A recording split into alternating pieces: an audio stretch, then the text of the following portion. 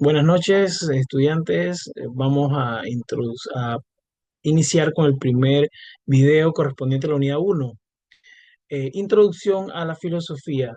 Mi nombre es el profesor Edgar Medina y voy a estar a cargo del desarrollo de esta unidad y de su curso.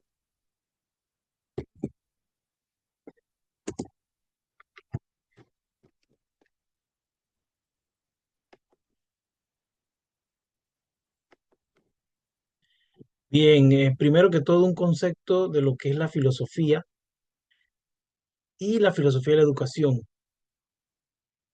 Podemos hablar del origen del concepto filosofía en su lengua griega, filosofos. Y la filosofía de la educación en este caso sería la disciplina que explora los principios fundamentos que guían el proceso educativo. La sabiduría y el amor a la sabiduría va a tener una relación directa con lo que es la educación. La historia de la filosofía tiene una relación directa con lo que es la filosofía de la educación. El hecho de transmitir los conocimientos forma parte esencial de la misma filosofía. Podemos abarcar ramas del conocimiento como la ética y la epistemología, que corresponde a lo que es la teoría del conocimiento. Por el lado de la ética, hablaríamos de la forma como se propone que el ser humano debería comportarse en sociedad, es un aspecto más normativo. Y la epistemología se referiría entonces al conocimiento, cómo se obtiene el conocimiento, si el conocimiento puede ser transmitido, qué es el conocimiento, o sea, las preguntas básicas sobre ese aspecto, y de ahí entonces que tenga su relación directa con lo que va a ser la filosofía de la educación. Esta unidad entonces busca abordar los propósitos en cuanto a los fundamentos, ¿verdad? Conceptuales que tienen una acción directa o que impactan la práctica educativa. Eh, Al hablar de filosofía y cómo se ha dado el proceso, tendríamos que ubicar en primera instancia, en una línea de tiempo, el desarrollo de que fue la filosofía. Y una definición de filosofía, como se los anuncié antes, sería la definición de Filos y Sofos en sus orígenes griegos, ¿verdad? Amor y sabiduría. Cuando hablamos del amor a la sabiduría, entra en juego lo que es la parte de la teoría del conocimiento, cómo esa búsqueda de nuevos conocimientos se desarrolla en una práctica y en una forma de vida, ¿verdad? De ahí entonces el aspecto de la educación y las primeras propuestas educativas las tenemos también en lo que es la antigua Grecia, ha llegado hasta nosotros como parte fundamental de lo que es nuestra civilización occidental. Siempre es importante aclarar que no significa que no ha habido filosofía en otras culturas que no sean la griega. Sin embargo, nuestra civilización occidental es nutrida por lo que es la cultura greco-romana, y de ahí entonces que tengamos esa conexión directa con lo que es la historia universal. Tendremos una parte también de la integración, que es una aplicación de la enseñanza moderna. Ya sería la combinación de distintas prácticas, inclusive ramas de la filosofía como la ética, es parte de una de las ramas de la filosofía y se da una integración de estas ramas ya planteando la posibilidad de que ejerzan en el ámbito educativo. En otras palabras, la filosofía nos va a brindar unas herramientas, las cuales son parte de sí mismas y se comparten en el ámbito de la educación. Y pudiendo hablar en estas palabras entonces de una filosofía de la educación. Tres conceptos claves se desarrollan en este aspecto de lo que es la filosofía de la educación: el conocimiento, el aprendizaje y la verdad. En el caso del conocimiento lo mencionamos a través de la disciplina de la teoría del conocimiento o epistemología. Eh, es una base de la enseñanza y de que la enseñanza llegue a ser eficaz en este sentido. Eh, el conocimiento se va a obtener mediante la aplicación de un proceso y ese proceso va a ser eficaz en la medida que la enseñanza tenga esa relación. El aprendizaje va a ser un proceso continuo y dinámico, plantea como conceptos claves de la filosofía de educación. No hay un límite para este aprendizaje. Sin embargo, vivimos en un mundo en el cual los límites están establecidos. Los sistemas educativos tienen tiempos que cumplir y en ese sentido el aprendizaje está mediado. Sin embargo, el individuo, en este caso el ser humano, adquiera las herramientas de formarse a sí mismo y continuar aprendiendo es algo que no va a tener un fin establecido y no está ligado a una carrera como tal. Prueba de esto es la modalidad que ofrecemos en una universidad. Independientemente de las edades y en este caso de las distancias, el individuo se va a poder formar, ¿verdad? Y su proceso va a poder ser dinámico. Y el tercer concepto clave que planteamos es el concepto de la verdad y se plantea como objetivo fundamental de la educación. La construcción de la verdad es un término interesante en este sentido. La verdad no es algo que descubrimos por sí solo, ¿verdad? Necesita de un proceso de construcción. Para obtener una verdad, en este caso, necesitamos que los integrantes que están ante esa búsqueda estén de acuerdo en los procesos que van a tener que aplicar para eh, develarla, por decirlo así. Y la veracidad en este caso no va a ser un objeto individual y de consumo único. El rol de lo público va a jugar un papel interesante de lo colectivo. El objetivo de la educación en este caso va a ser que el individuo se apropie de esa verdad, de ese conocimiento verdadero, pero el conocimiento, a pesar de que lo está adquiriendo, es para el disfrute y el compartir público del mismo, por la influencia que va a tener entonces en el desarrollo de la sociedad. Valores educativos en la filosofía de la educación. Eh, esta parte se relaciona mucho a la parte principal que hablamos de la ética.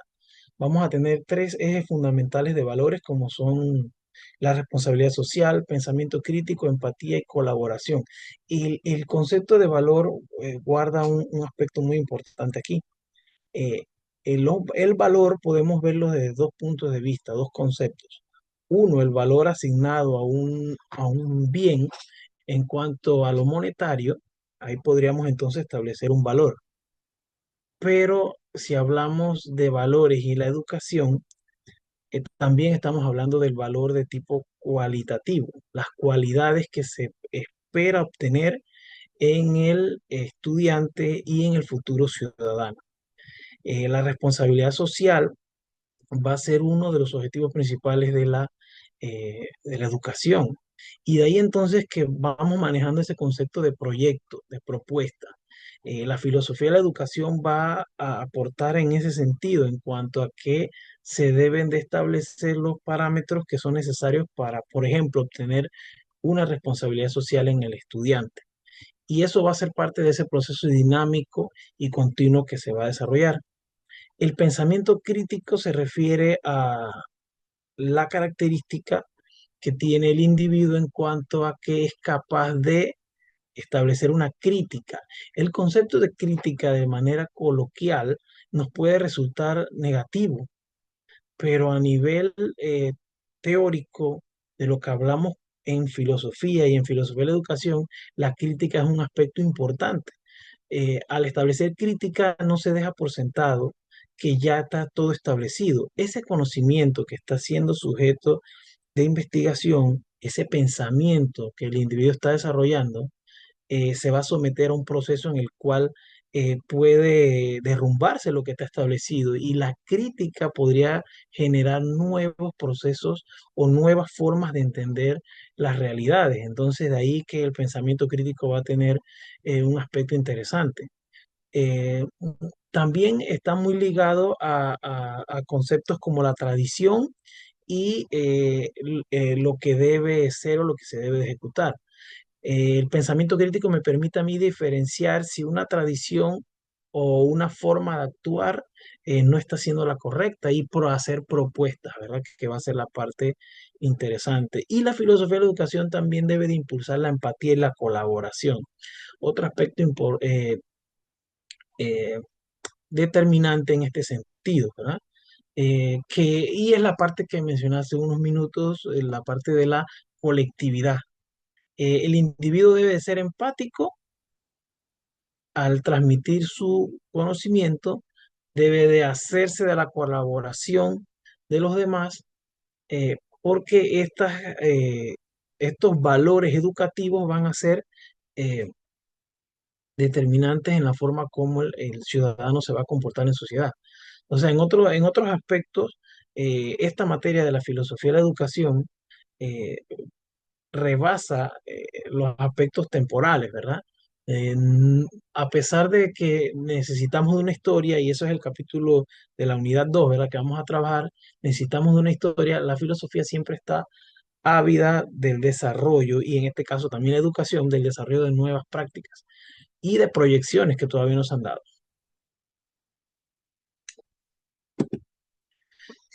Corrientes filosóficas están relacionadas directamente con la educación. Podrían ser el idealismo, realismo, pragmatismo y existencialismo. El idealismo se enfoca en las ideas y en la mente. Se refiere a esa capacidad que tiene el ser humano de la creación de ideas y se critica mucho el concepto idealismo en el sentido de no aplicarse del todo a la realidad actual. No es del todo así, pero sí da esa intención. El idealismo se referirá entonces más que todo a las propuestas de ideas que se busca que sean lo más adecuadas posible. O sea, en la teoría va a ser adecuado, ¿verdad? Pero va a tener ese aspecto de que la práctica quizás no sea tan específica. Cada uno de estos eh, aspectos o corrientes filosóficas va a tener un desempeño histórico y un papel histórico en el desarrollo de la filosofía de la educación. En cambio, el realismo habla de un enfoque en la realidad objetiva y se centra más que todo en describir la realidad circundante. En base a esa realidad generan eh, propuestas para que sean más acordes con esas realidades. En este sentido, podríamos hablar de los contextos también.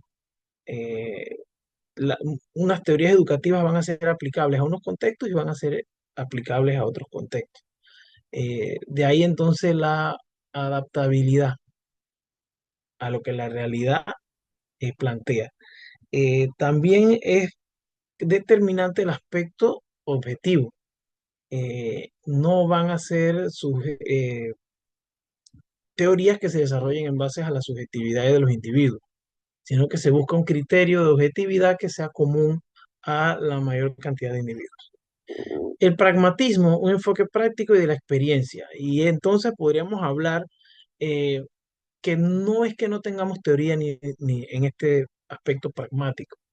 Eh, por ejemplo, los sistemas educativos de los Estados Unidos y la filosofía contemporánea está muy basada en este aspecto del pragmatismo. Se está relacionado con la práctica y cómo la experiencia me permite desarrollar nuevos aspectos.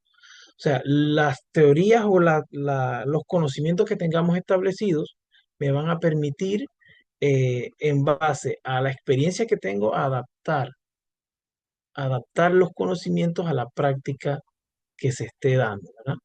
Y por último, el existencialismo. En el existencialismo se habla de la libertad y la libertad individual en ese sentido. Y más a profundidad, cómo el ser humano enfoca eh, su existencia, critica la existencia, cómo se desenvuelve el ser humano en el desarrollo de la sociedad. Ya teniendo en cuenta la individualidad, pero no dejando de lado el enfoque o el influjo que esa individualidad tiene en la colectividad. Las corrientes filosóficas que estamos planteando se tienen que enfocar o plantear en una sociedad y por ende las sociedades van a tener distintas formas de comportamiento y distintas formas de comportamiento. Entre el idealismo y el realismo, como corrientes filosóficas, también podemos establecer unas comparaciones. A nivel del idealismo, se enfoca en la importancia de las ideas y los valores, y el realismo resalta la observación y la experiencia empírica. En parte es eh, lo que estábamos planteando hace un momento también, ¿verdad? El aspecto ideal, ¿verdad? El desarrollo de las ideas y los valores. Los valores van a tener un contenido histórico también y tradicional. Pueden ser, pueden estar relacionados a los desarrollos culturales de las personas. Por lo menos la tradición es eminentemente cultural. Lo que es bueno en una cultura puede ser no bien visto en otra cultura. Y de ahí se van a desprender valores, ¿verdad? Pero eh, en ese sentido va a plantear eso. No es que el idealismo no sea adecuado al desarrollo educativo, sino que es una forma de ver eh, las corrientes de la educación. El realismo entonces va a enfocarse en la observación y en la experimentación, experiencia empírica. Lo empírico se refiere a la relación con la realidad. Podemos hablar de trabajo empírico, es una de las acepciones que más de uso coloquial podemos citar. En ese sentido, el trabajo empírico es el que se aprende en la práctica directamente con las acciones. Por ejemplo, si soy constructor y enseño de forma empírica a otras personas a construir, entonces estoy ante un aspecto empírico en la forma coloquial, por lo que debemos plantearlo. Sin embargo, si hablamos de un sistema educativo, entonces el aspecto del aspecto de la experiencia empírica se refiere a que se ejecute las prácticas necesarias que le permitan al estudiante y al individuo desarrollar esas habilidades. Eh, entonces, experiencia empírica van a ser el desarrollo, por ejemplo, de talleres, pero con herramientas, con elementos que le permitan desarrollar esa práctica, ¿verdad? Y entonces eso va a estar ligado a la observación. Si se necesita un desarrollo en un área es porque se ha observado que esa área necesita eh, mayor desarrollo en el campo educativo. Y no es como el idealismo, porque el idealismo sí se basaría en una propuesta establecida y prácticamente se ejecuta en la sociedad. En el realismo sería lo que la sociedad necesita más en específico. O sea, sería mucho más específico. Podríamos hablarlo de grosso modo entre la comparación entre las áreas académicas y las áreas técnicas en nuestro país, ¿no? También podríamos hablar, y volvemos y lo mencionamos, pragmatismo, existencialismo, eh, experiencia y aprendizaje, existencialismo, libertad y responsabilidad individual. Parecieran conceptos que están alejados uno del otro, pero en el pragmatismo, eh, esa experiencia me va a permitir obtener aprendizaje. Y esa experiencia la tengo que generar, la tengo que ganar. No va a estar accesible a través de solamente el aprenderme la teoría, voy a necesitar entrar en esa corriente, ¿verdad? En cambio, en el existencialismo se habla de libertad, pero hay una responsabilidad. La libertad va a tener una línea débil, ¿verdad? Débil entre lo que es hasta donde tengo mi derecho y hasta donde llega el derecho de las de demás personas. Eso va a generar una responsabilidad en el individuo. Y la responsabilidad es un concepto muy relacionado al concepto de república, por ejemplo. Voy a tener un ciudadano que necesita de esa participación pública, pero a la vez es responsable eh, de de esa acción. O sea, la responsabilidad va a ser ese compromiso que tiene un individuo. En este apartado hablamos de la influencia de la filosofía en la educación. Eh, y tres ejes nos pueden llevar a ese punto, ¿verdad?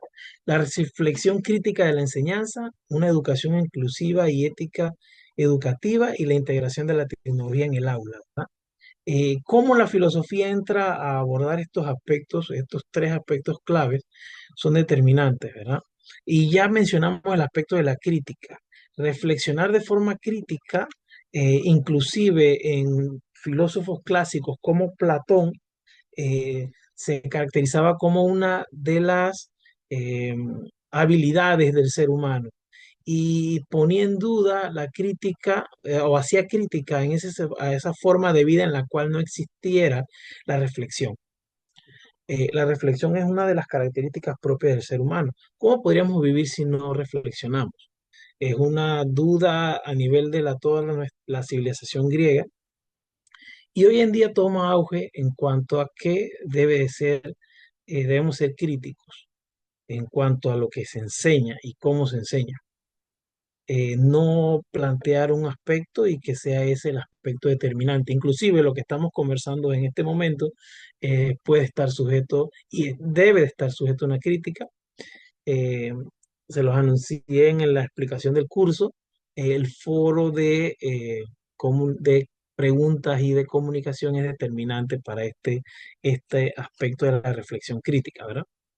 Eh, la ética está inmersa en todos los aspectos o tiene que ver con todos los aspectos del desarrollo de la sociedad y en este caso de la práctica educativa.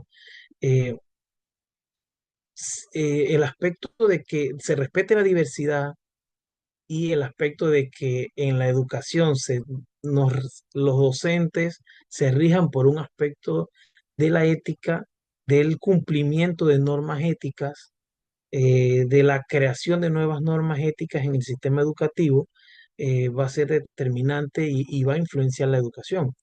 Que no tengamos un aspecto normativo fuera de las leyes. Aquí hay que hacer una diferencia.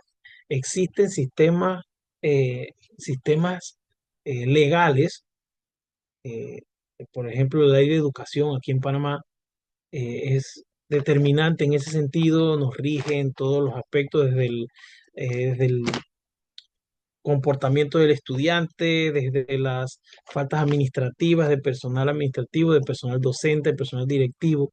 Sin embargo, cuando hablamos de una norma ética, no tenemos este carácter, eh, por decirlo así, coaccionario ni punitivo.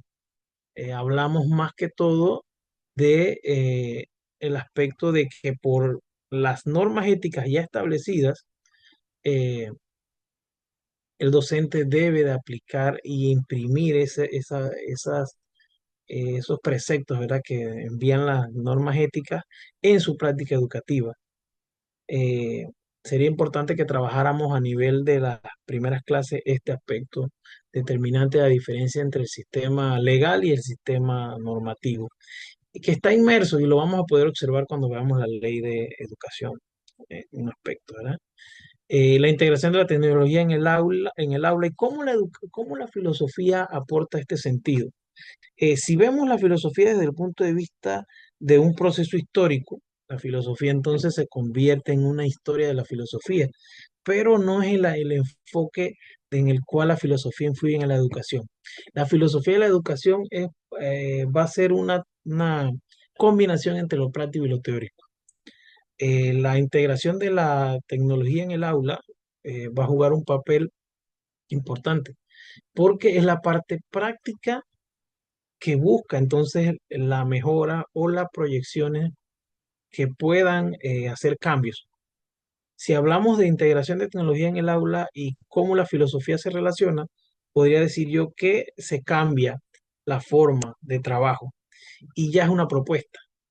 Al decir, Al decir que es necesario la integración de la tecnología en el aula, estoy proponiendo un juicio de acción. Y al tener una acción, entro en el campo de la filosofía. En proponer una acción, entro en el campo de la filosofía a través de la ética.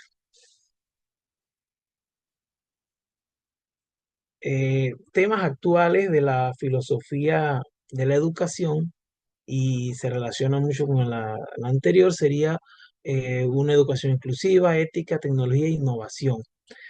Por lo menos en el aspecto inclusivo sería promueve la diversidad en la educación. Y es que pensar que existe un solo tipo de estudiante es una forma de ser conformista, ¿verdad? En nuestras sociedades actuales hablamos eh, de la existencia de diversidad. También hablamos de, y no lo menciona ahí, no lo hemos mencionado todavía, pero también hablamos de pluriculturalidad. Eh, Cada vez más tenemos en nuestras aulas estudiantes de otras nacionalidades, además de la panameña. Y ya ahí hablamos entonces de otra diversidad que tenemos que incluir en nuestros procesos educativos. La ética va a estar incluida, los valores son fundamentales en la enseñanza. Eh, y vemos valores y conocemos valores como el respeto, la responsabilidad, pero también están otros valores que también forman parte del sistema educativo, como la justicia, por ejemplo, que son valores que lo asociamos a solamente a los sistemas judiciales, pero son partes también de lo que es la ética y hablamos, pensamos en ética en cuanto al deber ser, cómo el ser humano debe de comportarse y es filosofía en el sentido en que establezco las posibles formas y busco lo más adecuado y más eh, pertinente, ¿verdad? Tecnología va a facilitar el aprendizaje moderno y accesible. Eh, Casualmente ese aspecto lo deberíamos de abordar ya en clase desde la perspectiva de la existencia de un nuevo decreto que regula el uso de los celulares. Fue aprobado en la Asamblea hace poco y sería interesante que lo investigáramos porque hay una contradicción en ese sentido. Y volvemos al tema que hemos hablado casi en toda la presentación, la crítica, ¿verdad? Y la reflexión en cuanto a cómo es este sistema, ¿verdad? Innovación, y esto se refiere a los métodos de enseñanza-aprendizaje. ¿Qué método se aplica? ¿Cuál método es el más correcto? Aspectos que parecen teóricos, pero sin un desarrollo práctico, ¿cómo lo podemos comprobar, verdad? Y también romper con ya lo he mencionado varias veces, romper con las tradiciones. No significa que lo tradicional no va a formar parte de los entornos, ¿verdad? Pero si hablamos de en cuanto a métodos de enseñanza-aprendizaje, vamos a estar en una constante evolución. Y eso solo se puede hacer a través de una visión crítica de la educación.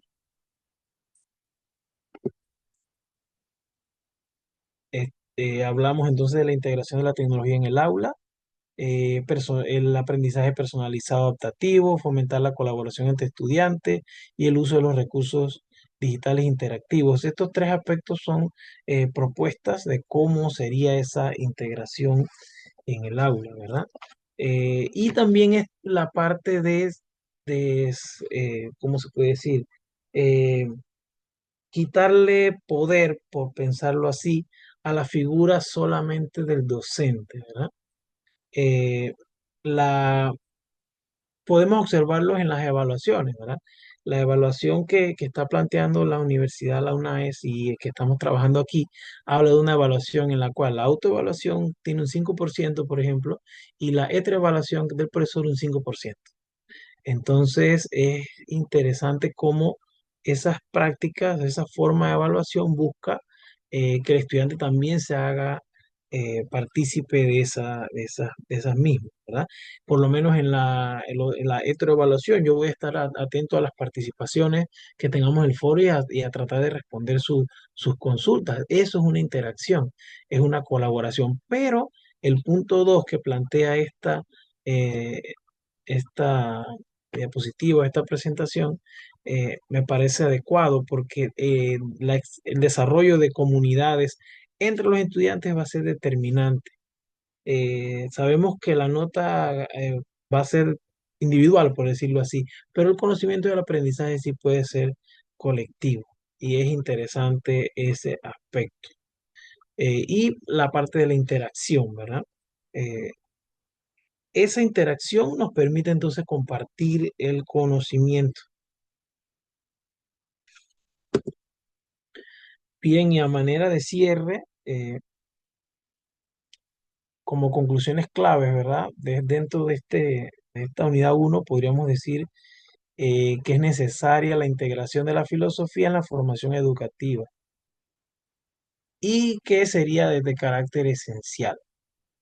Integrar la filosofía en la formación educativa es esencial y es esencial porque nos va a brindar herramientas que son determinantes no solamente porque eh, por enaltecer la disciplina de la filosofía.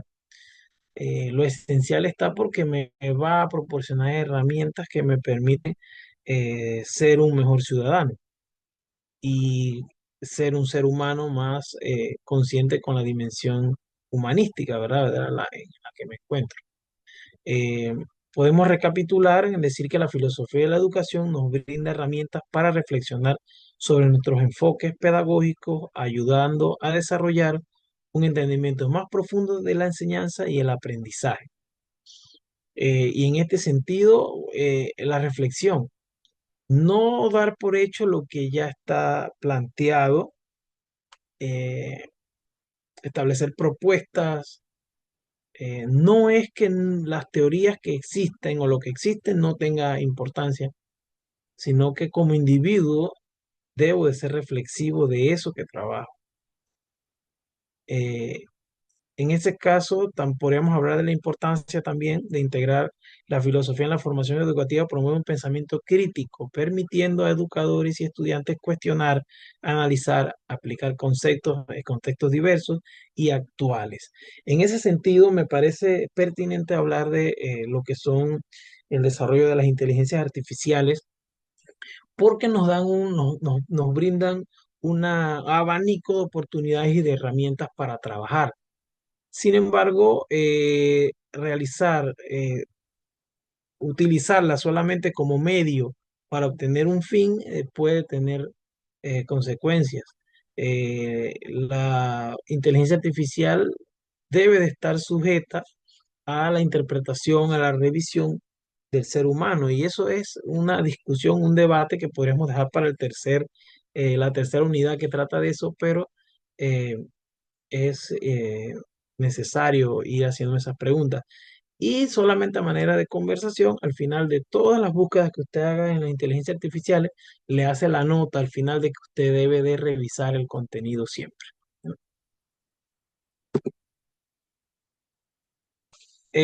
Éxitos en sus asignaciones y proyectos. Nuevamente les recuerdo lo importante de participar en el foro de comunicación y socialización, ya que es una herramienta poderosa en la construcción de su conocimiento. Muchas gracias.